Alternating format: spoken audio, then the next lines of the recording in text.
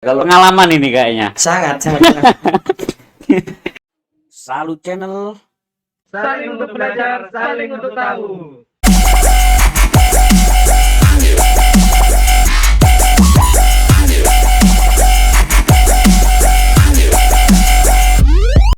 Assalamualaikum warahmatullahi wabarakatuh. Waalaikumsalam. Bertemu lagi dengan saya host Salut Channel, saling untuk belajar, saling untuk tahu.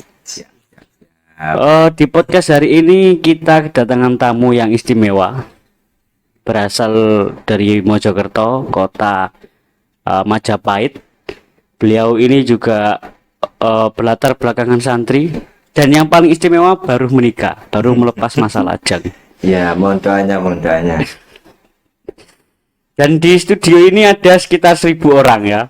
Tepuk tangannya mana? Yang lain gak kelihatan. Iya. Kita sapa dulu. Assalamualaikum Gus Hakam atau Gus Dugel. Salam Gus Ani. Gimana? Sehat nggih Gus Hakam? Sehat. Alhamdulillah. Ini saya sambil ngerokok. Istri nggih, los. Istri sehat, istri. Sehat. Tapi belum itu. Enggak ini ya, enggak apa namanya, enggak lampu merah ya. Oh, enggak. Alhamdulillah bisa langsung. Ya. Ini adalah Gus Dugel namanya, nama panggungnya, nama aslinya itu Gus Hakam Al-Fakih, pujangga asal Mojokerto. Beliau ini juga alumni di beberapa pondok pesantren gitu, Gus.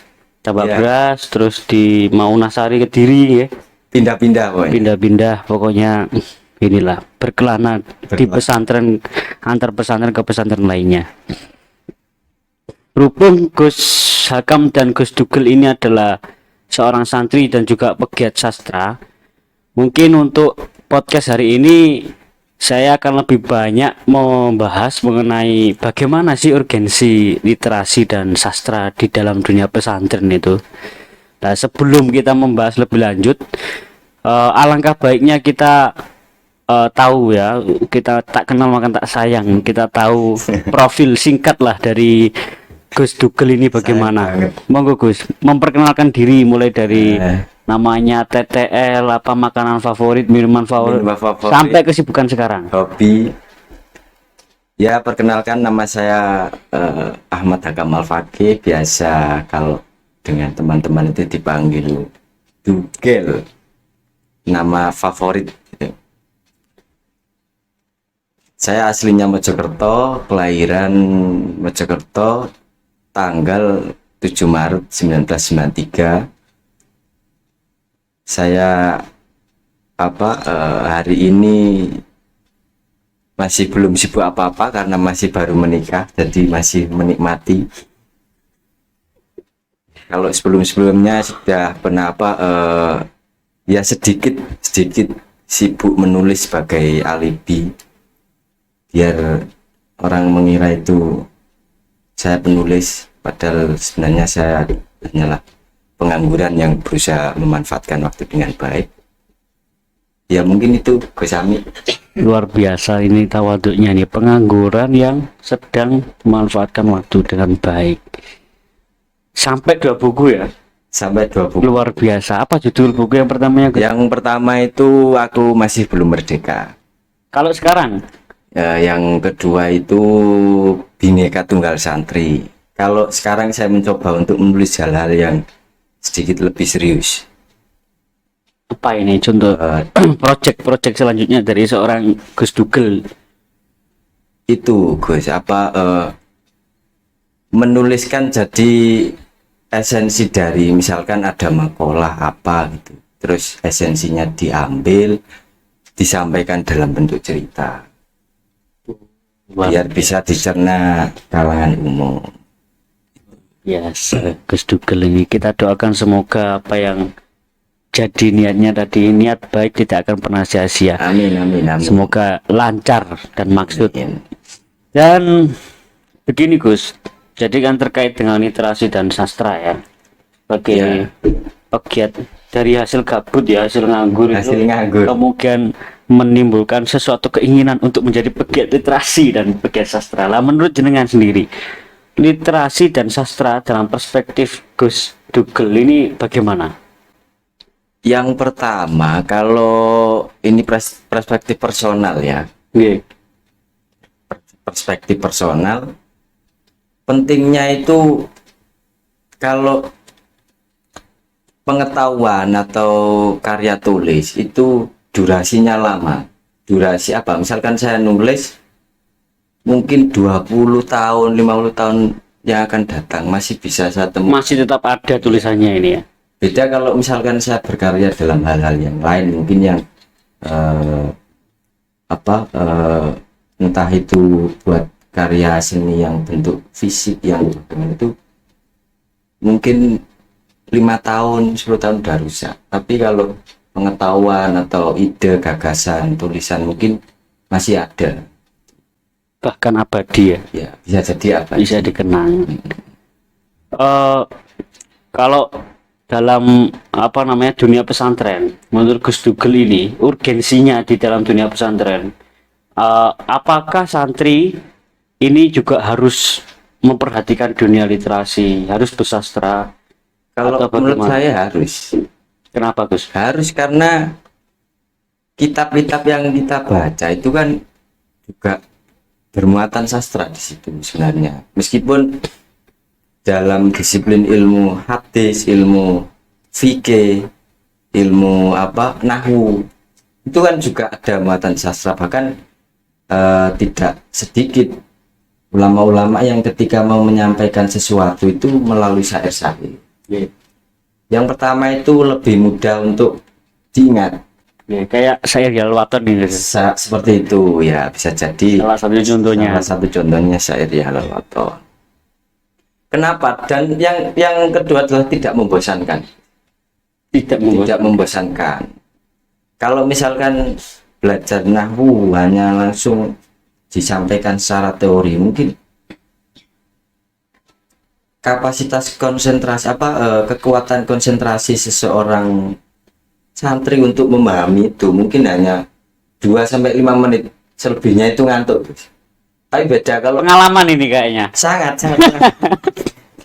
Ini pengalaman curhat Kalau ngaji masalah itu diri sendiri. jadwalnya 1,5 jam itu yang bisa diistilahkan ngaji beneran itu mungkin 5-10 menit. Selebihnya itu ngantuk.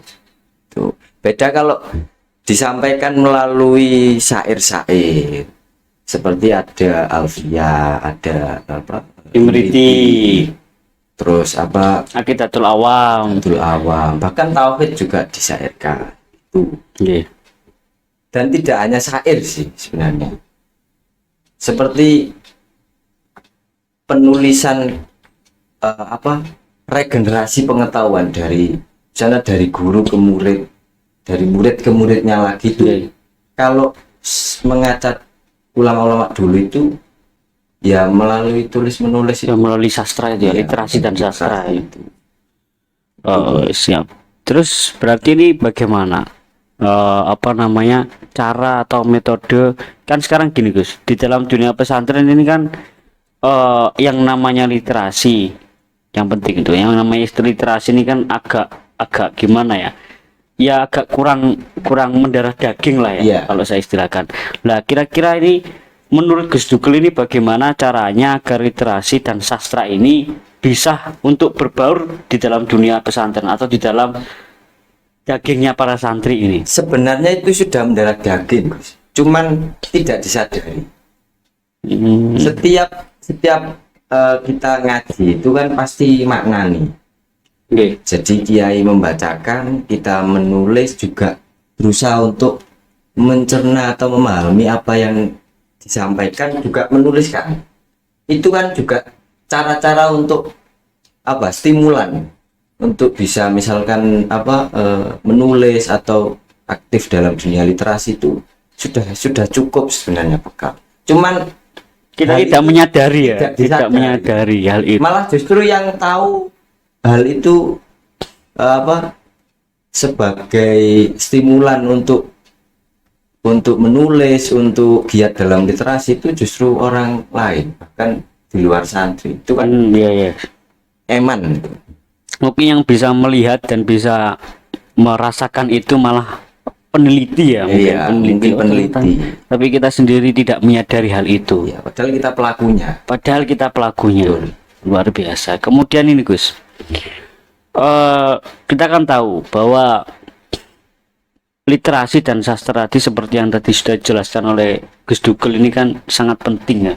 Ya, Urgensinya di dalam kehidupan pesantren untuk santri ini sangat penting sekali. sangat penting sekali.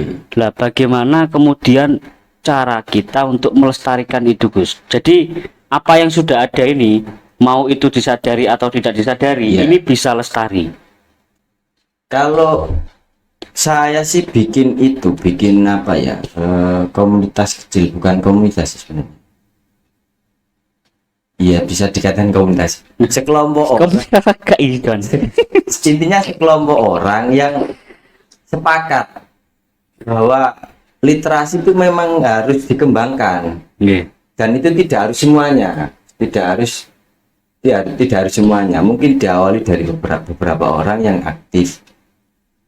Jadi menuliskan hal-hal yang remeh. Mungkin bisa diunjuk dulu Gus kopinya biar agak santai dikit lah. Ngopi. Biar fresh.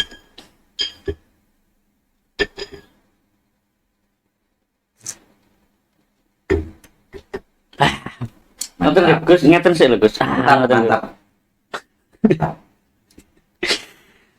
Berarti yang bisa saya ambil, yang bisa saya simpulkan dari penjelasan yang detail tadi dari Gus Dugel ini, jadi sebenarnya Gus Dugel ini mengabdikan diri untuk dunia literasi dan sastra ini. Bagaimana caranya agar apa yang sudah kita buat ini bisa dikenang ya, Iya, berjangka lama itu tadi ya, lama. seperti durasinya Gus Dugel sama istri ketika itulah. Iya, yes. Ya. Seperti itulah pokoknya ketika Iya. malam pertama.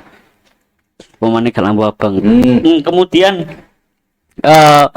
ternyata di dunia santri ini, baik itu literasi dan sastra, secara tidak langsung ini sudah secara ngono makanan sehari-hari lah ya, makanan Iya, sehari-harinya makanan santri lah, tanpa disadari.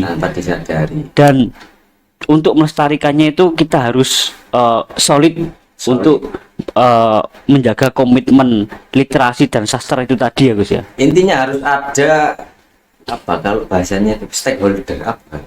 Yes. Orang yang memulai atau inisiator yang terus mengatakan bahwa sastra dan literasi itu hal yang dilakukan setiap hari oleh seorang santri. Makanya itu harus dikembangkan. Harus ada orang yang terus memberi kesadaran semacam itu. Karena kalau tidak, ya sampai kapanpun ya tidak akan berkembang. Bahkan saya kadang miris ketika ada misalkan biografi, misalkan saya saya mondok di Tabras dan saya tidak tahu sama sekali biografi guru-guru saya. Justru yang menuliskan orang lain yang tidak pernah nyantri tanpa beras. Itu kan ya pukulan telak. Ironi lah ya. Ironi. Suatu yang ironi. Berarti begini Gus. Dari kekhawatiran Gus Dugel tadi, misalkan bahwa mondok di tempat beras, aku kok gak ro ceritane guruku, terus ada orang lain yang menuliskan lah, ini kira-kira ini budaya yang seperti ini atau kebiasaan yang seperti ini kira-kira bisa ditanggulangin atau minimal minimal ini diperbaiki agar para santri sendiri gitu loh, orang dalam sendiri yang bisa menuliskan biografi gurunya. Bisa ditanggulangi. Cuman kan yang perlu dicari kan metode bagaimana santri itu bisa akhirnya menyadari bahwa itu sangat penting untuk dikembangkan dan juga dituliskan. Lah kebanyakan tidak ada inisiator yang memulai, meskipun sebenarnya secara potensi itu sudah ada dan sudah sangat lengkap. Cuman kekurangan inisiator itu. di potensinya ada, terus hal-hal lain yang dibutuhkan untuk menunjang potensi itu juga ada, tapi inisiatornya tidak ada. Sebenarnya sangat bisa, cuman tinggal bagaimana metodenya agar itu bisa terlaksana, itu caranya lah. Siap.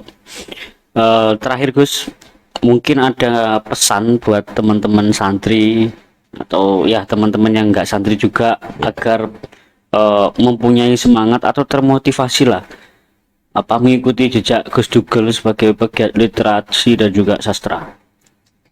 Kalau pesan dari saya sendiri saya tidak punya, tapi dulu saya pernah membaca buku Gus Dur yang akhirnya menjadi menjadi motivasi saya untuk akhirnya menulis dan membaca itu. Waktu itu buku yang saya baca adalah Kosmopolitanisme. Ini saking ramainya penonton ini. 1000 penonton. 1000 penonton. Yang tampak hanya seberapa gelintir. Salah memahami juga akan berakibat salah dalam bertindak.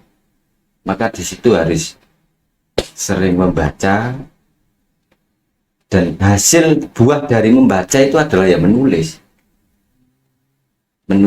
Kalau kita sudah tahu kesimpulan bahwa oh ini baik, maka cara termudah kalau bagi saya itu ya menulis. Jangkauannya lebih luas. Beda kalau misalkan saya ngobrol, suara saya mungkin hanya terdengar di ruangan ini.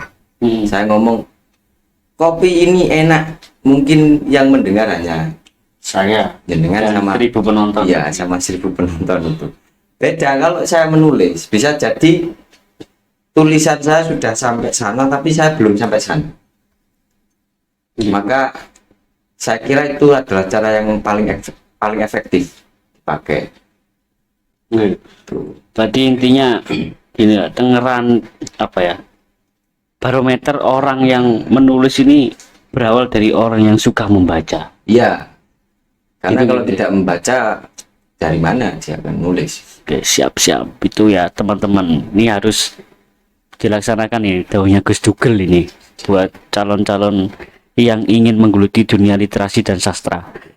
Dan berhubung ini Gus, ini agak nyeleweng dikit nggak apa-apa Gus ya? Iya, nggak apa-apa. berhubung Gus Dugel kan habis melaksanakan salah satu ibadah sunnah Nabi ya, Ibadah yang paling utama, terpanjang. durasinya. Alhamdulillah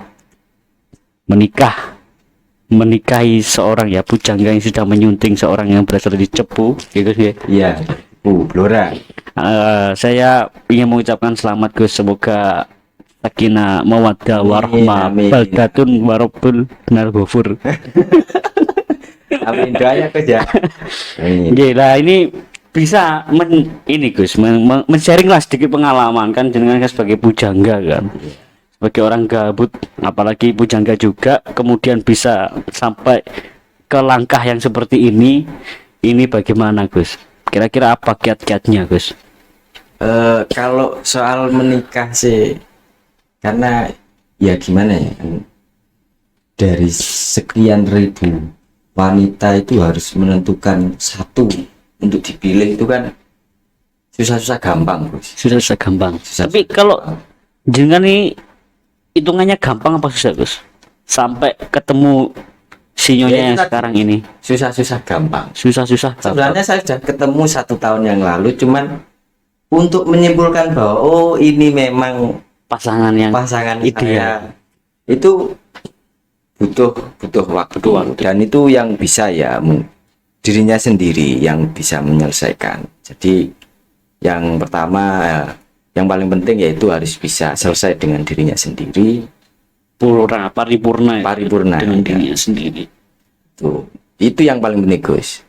Jadi ini ketemunya ini gara-gara apa Gus? Apa gara-gara sinyonya ini juga dulu penggemar tulisan-tulisan jenengan? Oh enggak. Enggak. Nah, ketemunya itu melalui Mak Comblang. Mak Comblang. Iya, di Mak Comblangi. Ngeri. Mak Comblangi. Sampai akhirnya ketemu ini Gus. Akhirnya terus berjodoh. Ya untungnya kok orang tuanya kok ya Mau gitu ya. mau. Padahal itu saya enggak pakai ilmu-ilmu gendam. Ya Gus, ini kan berhubung dengan juga ya tadi ya balik lagi dengan pegiat literasi dan sastra sudah mengeluarkan 2 buku. Ya, Aku belum merdeka dan apa? Bhinneka Tunggal Santri. Bhinneka. Tapi sekarang sudah merdeka Gus ya. sudah merdeka. Alhamdulillah. Mungkin bisa membacakan salah satu hasil sastra jenengan biar teman-teman tahu. Oh ternyata yang tak buat caption ini makalahnya wong iki dah. Kan biasanya kan orang-orang kan buat caption ini nyolong-nyolong kata gitu loh. Saya kalau puisi itu buatnya sambil iseng, Gus. Jadi ya baik dan tidak itu yang bisa menilai ya. Nggak apa-apa kalau puisi buat sambil iseng, tapi kalau anak jangan. Oh ya, enggak. Iseng, iseng tak kayak anak rek mau urut dadi coba lho. Bang. Jadi baik dan tidaknya itu ya bagaimana yang mendengar. Soal selera.